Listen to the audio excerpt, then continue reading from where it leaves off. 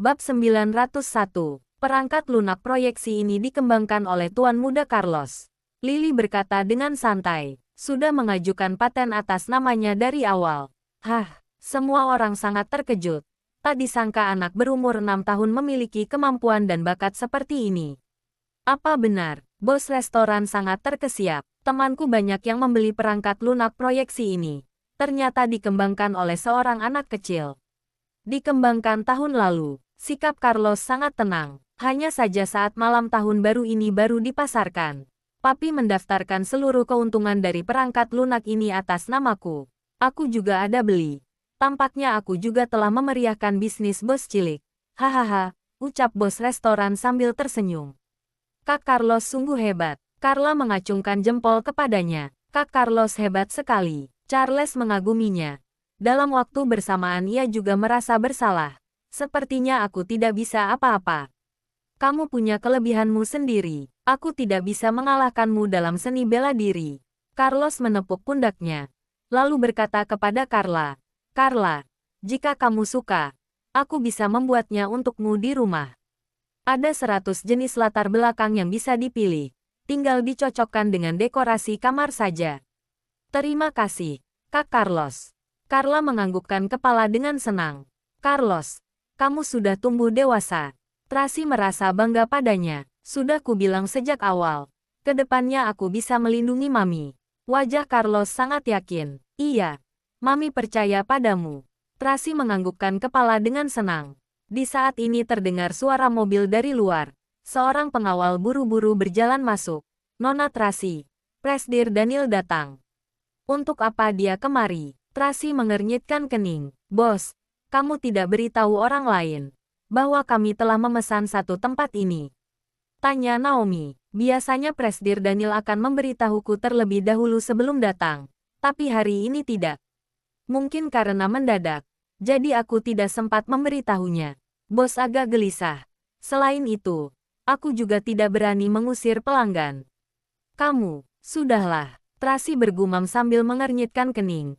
Lalu memerintah bos restoran. Matikan proyeksi itu dan pesan makan dulu. Baik, baik. Bos lekas memberi perintah. Lalu buru-buru pergi menyambut Daniel. Daniel turun dari mobil. Ketika melihat mobil keluarga Moore, ia tertegun. Awalnya ia ingin pergi.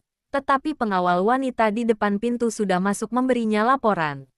Daniel, kenapa? Johnson melihat raut wajahnya aneh. Ia lekas bertanya dengan perhatian. Bagaimana jika kita ganti tempat saja? Victoria menggunakan bahasa isyarat. Ia pernah bertemu dengan Tracy di Taman Luke Hills. Tentu saja ia mengenali mobil keluarga Moore. Tidak perlu. Daniel langsung berjalan masuk ke dalam restoran. Jika di saat ini menghindarinya, malah akan terlihat lebih bersalah. Presdir Daniel, selamat datang. Bos restoran keluar menyambutnya dengan hormat. Restoran hari ini telah kedatangan 2 tamu terhormat. Aku benar-benar.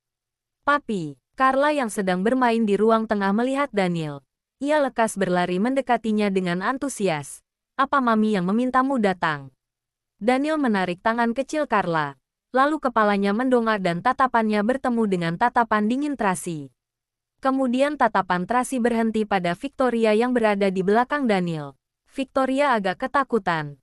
Ia berdiri di samping Daniel dengan gugup, membuat mereka berdua semakin dekat. Papi, Charles yang sedang bermain balok di samping juga melihat Daniel.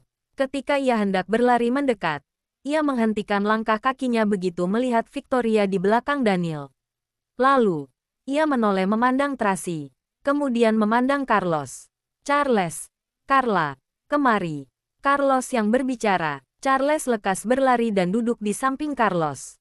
Ia menatap Daniel dengan cemas.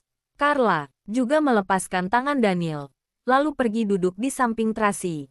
Ia menundukkan kepala dan melirik Daniel diam-diam. Papi, urus pekerjaan saja dulu. Carlos melirik Tracy sekilas, lalu berkata kepada Daniel, kurasa ini berkaitan dengan reputasi perusahaan. Jadi papi butuh verifikasi dari kakek Johnson dan bibi Victoria. Makanya mengajak mereka bertemukan.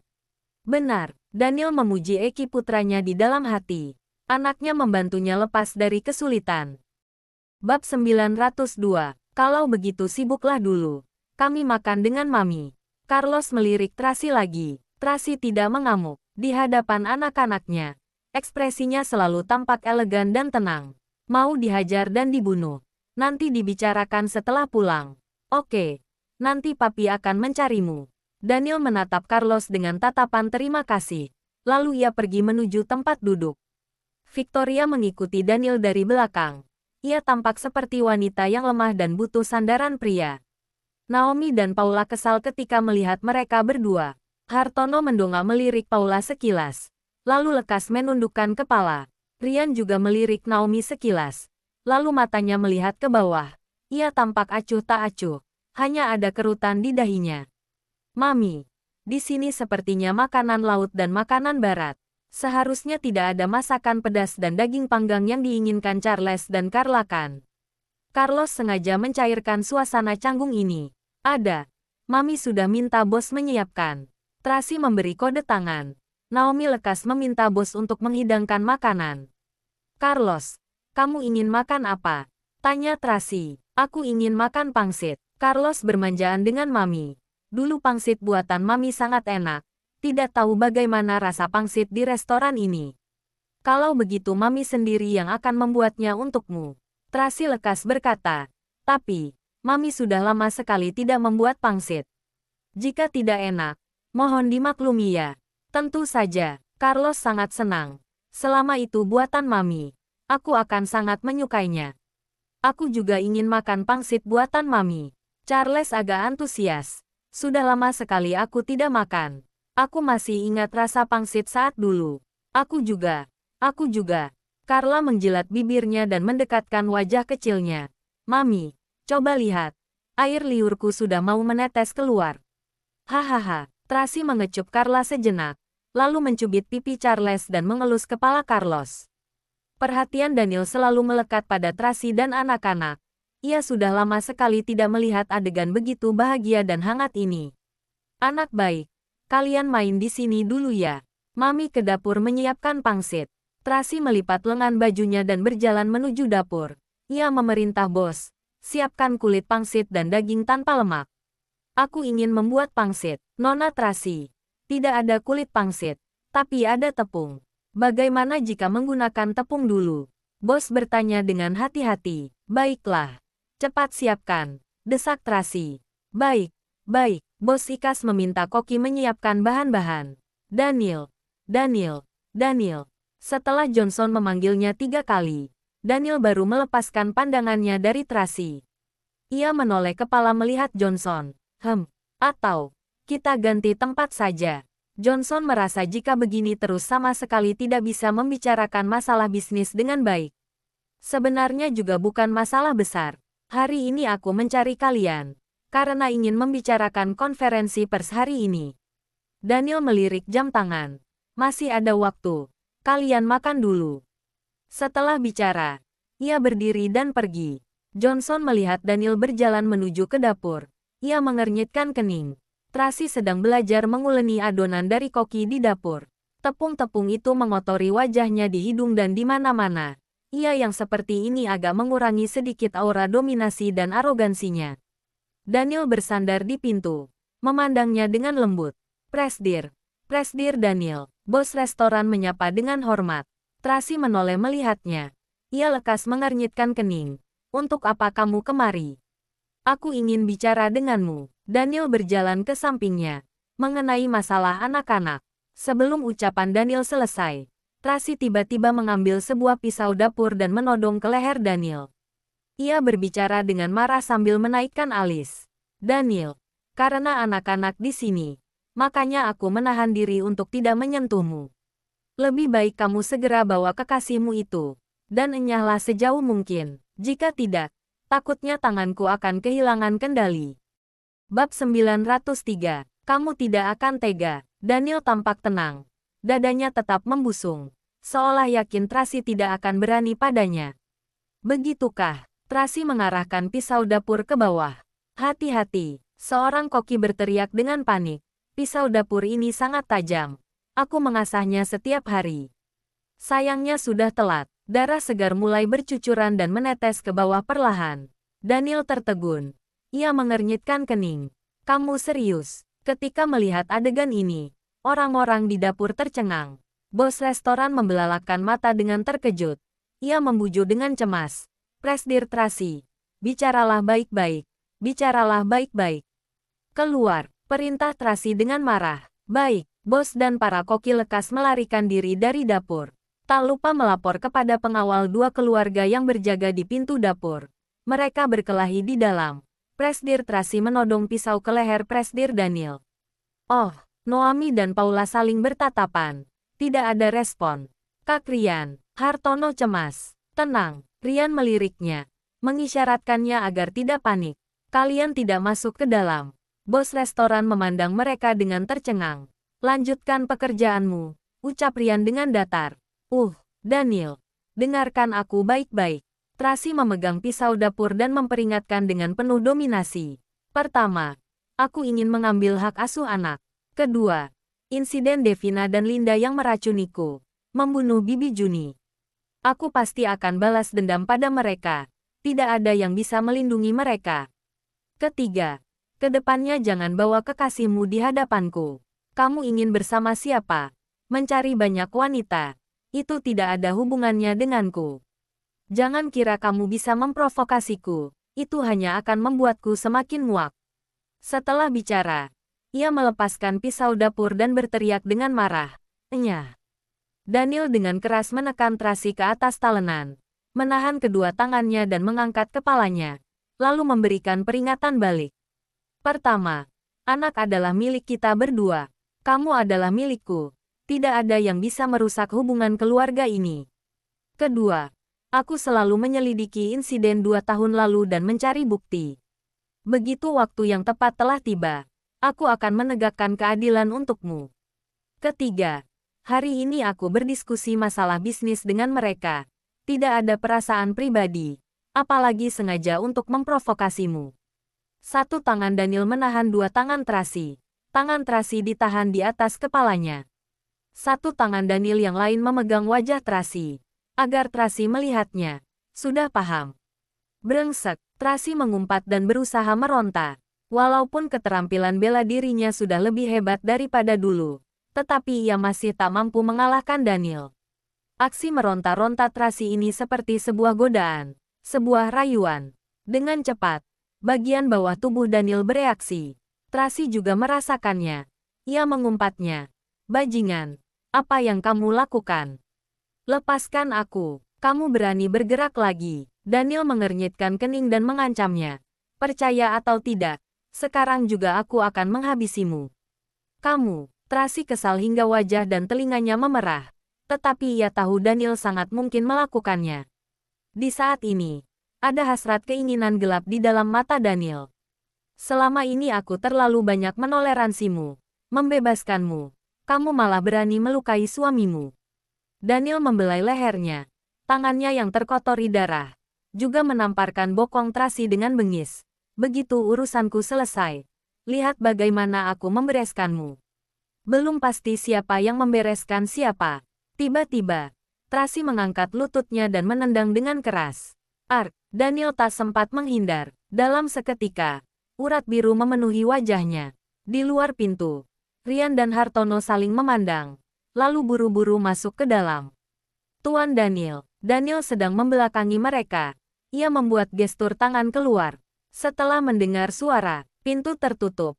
Barulah ia bersandar pada meja dapur, membungkukkan pinggangnya dengan kesakitan.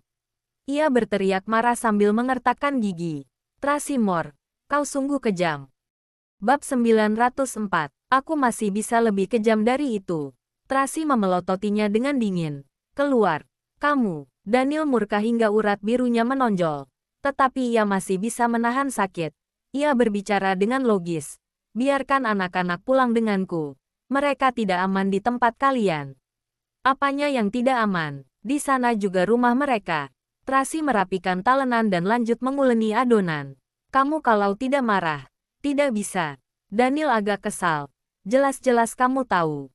Lorenzo tidak menyukai mereka. Kakak sangat menyukai 3 anak itu. Tracy menyela ucapan Daniel. Kamu jangan cemas. Mereka tinggal bersamaku tidak akan seburuk mereka tinggal di rumah Wallens. Kamu bilang Lorenzo menerima anak-anak. Daniel mengernyitkan kening. Bagaimana mungkin? Kenapa tidak mungkin? Tracy mengernyitkan kening memelototinya. Darah lebih kental daripada air. Mereka memiliki darah dari keluarga Moore. Bukan. Tok-tok. Daniel baru saja ingin bicara. Terdengar suara ketukan pintu dari luar. Sesudah itu terdengar suara Johnson. Daniel, waktu tinggal sedikit. Malam nanti, kita bicara. Daniel meninggalkan ucapan ini, lalu merapikan pakaian dan buru-buru pergi. Tracy malas memedulikannya. Ia lanjut menguleni adonan kulit pangsit, tetapi ia tidak terlalu pintar membuatnya. Setelah seharian, kulit pangsit tak jadi-jadi. Jadi ia berteriak keluar, panggil koki masuk. Baik, bos menjawab, lalu memutar mata ke arah para koki. Para koki ketakutan hingga wajah mereka memucat. Mereka tidak berani masuk. Mereka takut akan ditusuk oleh Tracy. Tenang saja. Nona Tracy, kami tidak akan semudah itu membunuh orang. Tiba-tiba Naomi berbicara. Cepat masuk. Jika mengabaikan Nona Tracy, maka aku akan membunuh kalian lebih dulu. Baik, beberapa koki ketakutan hingga kaki mereka lemas. Mereka akhirnya masuk ke dalam. Bos restoran melirik Naomi, lalu lekas mengalihkan pandangan. Ia berbalik badan pergi melayani Daniel. Daniel, aku sudah memesan sedikit makanan. Sekarang sudah mau jam 3 sore. Ayo kita makan dan kembali ke kantor secepatnya. Konferensi pers ini sangat penting. Kita harus mempersiapkannya lebih awal. Johnson memikirkan dengan matang-matang. Ia tampak seperti senior yang memperhatikan keadaan perusahaan. Aku baru saja ingin mengatakan padamu. Daniel melirik jam tangannya. Kalian tidak perlu ke kantor bersamaku. Tidak perlu ikut dalam konferensi pers hari ini. Hah, kenapa? Johnson sangat terkejut. Ia mengira Daniel mengundang dirinya dan Victoria kemari untuk menjelaskan bagaimana mereka harus bekerja sama saat konferensi pers. Tampak terlalu disengaja. Daniel menyesap anggur. Nanti dunia luar akan menyebarkan rumor lagi bahwa aku mengancam keluarga Hilton.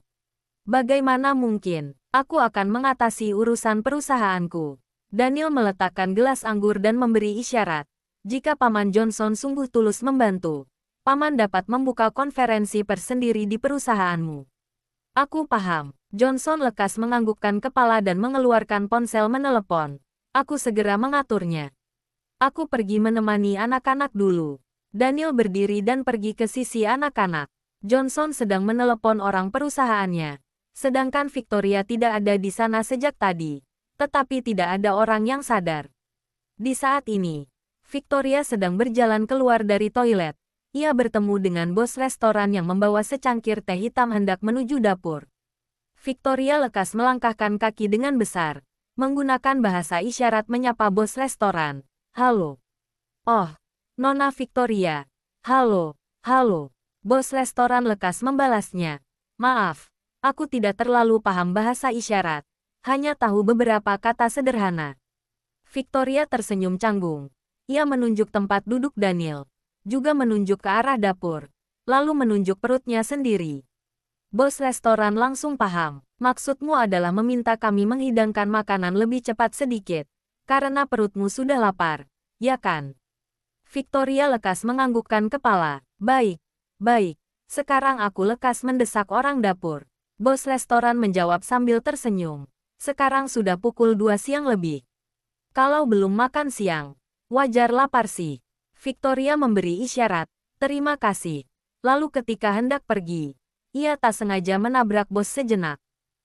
Bab 905, teh hitam yang berada di tangan bos restoran hampir saja jatuh. Victoria lekas mengulurkan tangan membantu menahan cangkir itu. Teh hitam mengotori tangannya sedikit. Ia lekas menarik tangannya dan meniup tangannya sendiri. Aduh, maaf, Nona Victoria. Panaskan. Bos restoran lekas bertanya. Aku akan membawa kotak P3K kemari. Victoria bergegas melambaikan tangan, mengisyaratkan tidak perlu. Ia juga mengulurkan tangan memperlihatkan kepadanya bahwa tangannya baik-baik saja. Baguslah jika tidak kenapa-kenapa. Bos restoran menghela napas lega. Kalau begitu, aku masuk ke dalam dulu. Ini adalah teh hitam untuk Nona Tracy. Aku harus segera mengantarkannya. Victoria lekas menganggukkan kepala dan meninggalkan tempat itu sambil tersenyum simpul. Bos restoran masuk ke dalam dapur sambil membawa teh hitam. Ia bicara dengan hati-hati. Presdir, ini adalah teh hitam Anda. Minum ini dulu. Jangan terlalu lelah. Taruh saja, jawab Tracy. Lalu ia lanjut membuat kulit pangsit. Kalau begitu aku taruh di sini. Anda bisa minum nanti. Bos restoran meletakkan teh hitam di sampingnya. Lalu pergi mendesak para koki untuk secepatnya menghidangkan makanan Daniel. Di luar, setelah menemani Charles dan Carla sesaat, Daniel duduk dan berbisik kepada Carlos. Carlos, kalian sudah bertemu orang itu. Maksud papi, bertemu paman. Carlos sedang memeriksa dokumen. Matanya tidak melihat ke atas. Sudah, kalian panggil dia apa? Daniel sangat terkejut. Rumor mengatakan bahwa Lorenzo Mor berhati dingin. Tak berhati nurani. Demi kekuasaan, ia tega kepada saudara-saudaranya. Ia adalah iblis yang ditutupi dengan pakaian malaikat. Orang seperti ini, bagaimana mungkin punya perasaan sesama keluarga? Apalagi terhadap anak dari keluarga Wollens. Mami bilang, panggil paman.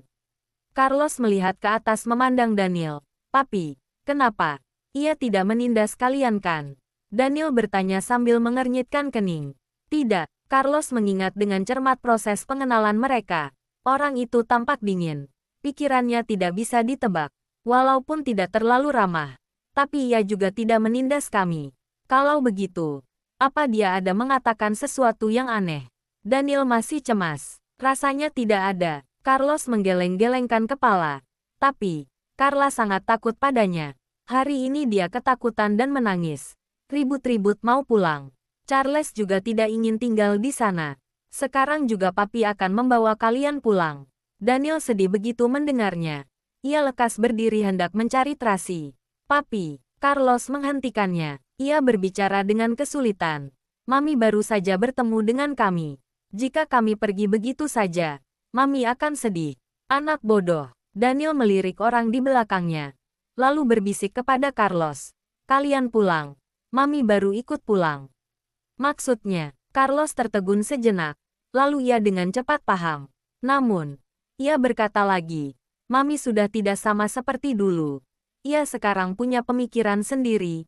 Ia bukanlah Mami yang bodoh seperti dulu lagi. Jika kami kembali dan Mami ingin bertemu kami, Mami mungkin langsung menerobos villa sisi selatan membawa kami pergi. Bukan mengalah dan kembali pulang bersama kita. Benar juga. Daniel sakit kepala begitu mengingat temperamen buruk Tracy yang sekarang. Sekarang tidak bisa bersitegang secara langsung dengannya. Karena orang yang kalah pasti dirinya. Lebih baik menggunakan strategi. Aku terpikir sebuah strategi. Carlos berpikir. Lalu berbicara sambil mendesah. Aku tinggal menemani Mami. Papi bawa Charles dan Carla pulang. Mereka berdua takut dengan paman. Padahal baru sembuh karena demam. Jika sekarang mereka ketakutan sampai trauma dan jatuh sakit, akan merepotkan sekali. Kamu tidak takut? Daniel menatap Carlos dengan sedih. Tidak, Carlos menggeleng-gelengkan kepala. Mami akan melindungiku. Untuk apa takut? Selain itu, wajahnya mirip sekali dengan kami. Ketika aku melihatnya, aku seolah sedang melihat diriku versi dewasa. Apa? Daniel tertegun seketika. Kamu bilang, wajah Lorenzo mirip dengan kalian. Tidak hanya mirip, benar-benar sama persis. Carlos agak bersemangat ketika membicarakan topik ini. Aku pernah menggunakan tablet mengedit foto wajahku versi dewasa. Selain tatapannya, hampir tidak ada perbedaan di antara kami. channel